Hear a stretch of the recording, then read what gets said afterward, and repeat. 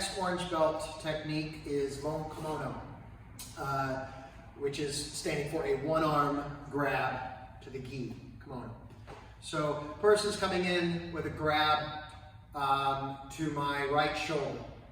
I'm going to catch the grab with my left hand pinning.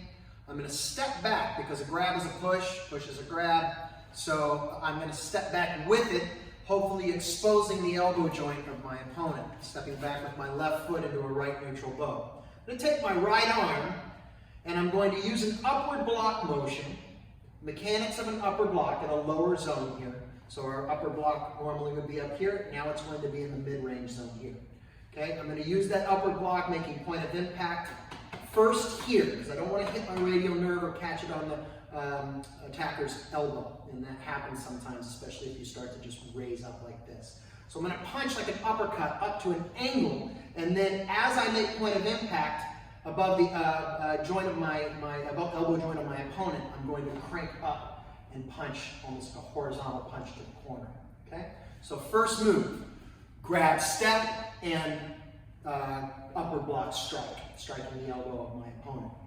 Notice how my body didn't go back straight, center line to center line, and rise up here. I went ahead and I used the torque and the twist of my hips to create more power and more impact for that upward blocking break. So I grab and I shoot this up. From that position, my right arm comes up and I do an inward hammering style block downward on the opponent's arm using an angle of cancellation. So I'm trying to send their arm down. I'll show you on Sensei Gave in a moment.